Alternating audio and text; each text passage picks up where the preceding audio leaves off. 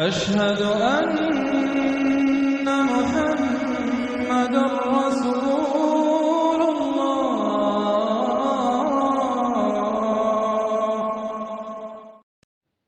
Assalamu alaikum wa rahmatullahi wa barakatuhu. In the previous episode, I was talking about the first two ayat of Surah ad-Duha and what lessons we can extract from these ayat. We found out how vital it is to accept ourselves as a whole person, and also that in order to accept ourselves, we first need to know who we actually are. So today we are going to talk about the exercises or activities that are going to help us understand ourselves. Unless the video gets too long, because I don't want the videos to get too long. Let's get started. I want to make a note of something here for the people who have a friend or a family member going through depression, because this can go a long way in helping someone get out of depression, or it can increase their depression depending on whether you understand how vital it is or you choose to ignore its importance. When we read وَالضُّحَى وَاللَّيْلِ إِذَا سَجَى, it is not only benefiting those going through emotional pain, but it also teaches us how to associate with someone who is suffering from immense mental anguish. We have to allow ourselves to feel the grief instead of disassociating from it. And we also have to allow people feel their grief. Allow people their feelings. In other words, don't make people feel bad for having grief. One of the reasons that a person hides their pain and pretends to be cheerful around other people is that they have not been allowed to express their grief by people close to them. So eventually they just stop trying. We shouldn't deny the grief or avoid it. If we want to embrace our whole self, we have to acknowledge it, accept it, sit with it. Grief, from what I have understood, is an emotion that demands to be acknowledged in one way or another. So the best thing to do is to feel it. The sooner we allow ourselves to feel it, the sooner the grief sets us free. And this is what we should allow other people to. We should acknowledge their grief the way we would want our grief to be acknowledged. Because what do we do when we're not allowed to express our pain? We bottle it up. And then it results in self-harm or rage or rebellion or numbness. None of these are going to help us. A little empathy can go a long way in helping someone. A little empathy, had I been in this person's situation, what would I be feeling, is a good question to ask ourselves when we are trying to advise somebody on how to navigate through their pain. And even if a person has nobody around to support them or help them, they have to be there for themselves. Okay? They have to be there for themselves, which is difficult, yes. But I always tell people to try to act like you are your best friend. Because when we are hurt, we quite often are not there for ourselves.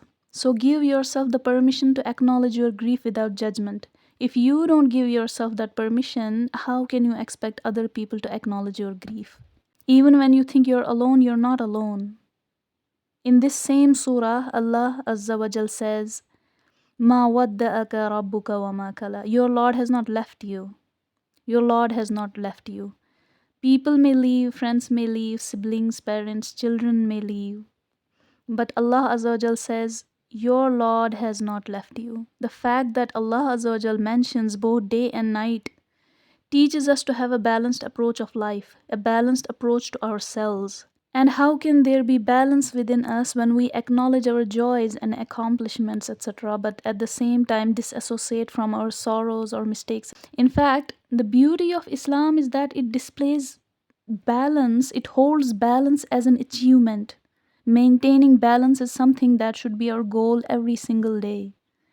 So, let's now talk about the exercises or activities that are going to help us understand ourselves, because when you are given the most amazing tool, you have a greater responsibility to understand it in order to utilize it properly. Otherwise, you may possess the most amazing machine, but you may end up damaging it or damaging your surroundings through it, or both, because you didn't know what the machine was all about.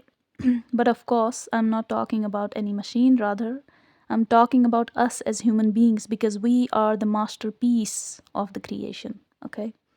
So there is this interesting way of creation being mentioned in Surah Ar-Rahman. It really fascinates me, so I'm going to share it with you. When you read those ayat, keeping in mind that human being is the masterpiece, it's immediately going to make you think about the potential of a human being in relation with the other creation. Let's read those ayat from Surah Ar-Rahman, and then you'll see how natural it is to reach that conclusion. Ar-Rahman has taught the Quran, has created man. He has taught him to express himself, or he has taught him speech. The sun and the moon are bound by a fixed calculation, and the stars and the trees prostrate.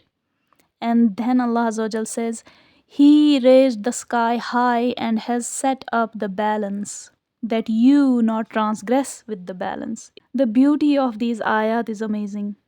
You may have or may not have the explanation of these ayat by Dr. Israr Ahmad Rahimullah, so I'll give you a gist of it.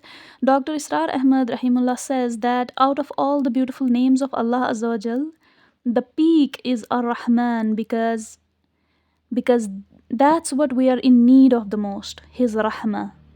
Then the ayah talks about the Quran. So the peak of revealed knowledge is the Quran. Then the peak of creation is human being.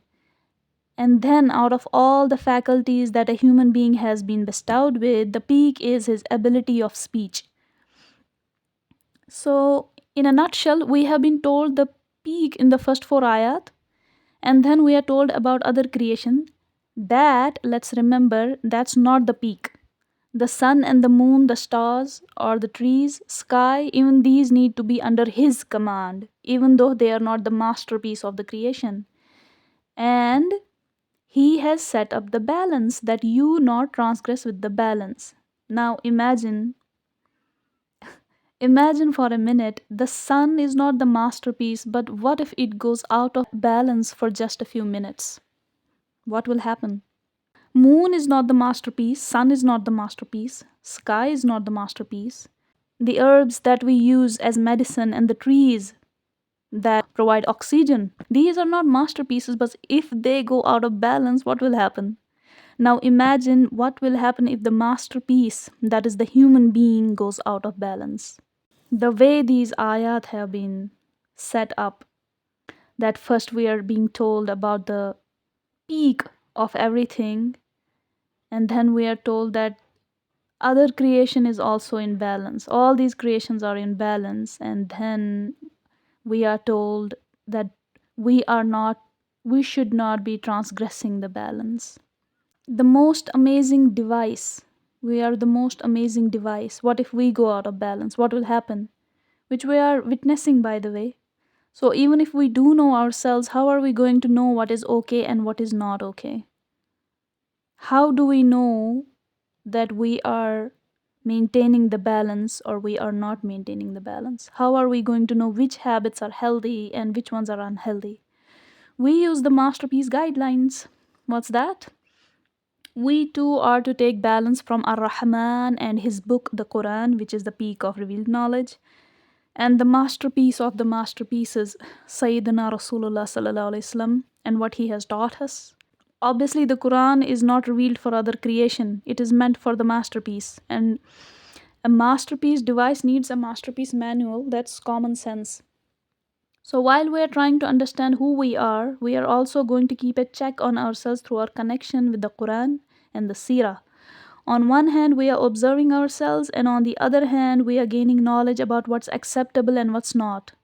Because if we go out of balance, the destruction we will cause will not be some small scale destruction. Even the trees going out of balance can cause immeasurable destruction. So what can be said about the masterpiece losing its balance? How are we going to know ourselves? I think we will need another episode for that. Now that we have set the basis, all we have to do in the next episode is to get into those exercises right away. The reason I'm trying to keep these videos short is because I want the listeners to understand little but understand it well enough. Whatever I'm sharing, we should internalize these lessons that we are learning from the Quran instead of just listening and not giving ourselves time to internalize these lessons. So inshallah ta'ala, we are going to continue this in the next episode. Until then, please don't just listen but try to imbibe these lessons. Okay. Assalamu alaikum wa rahmatullahi wa barakatuhu.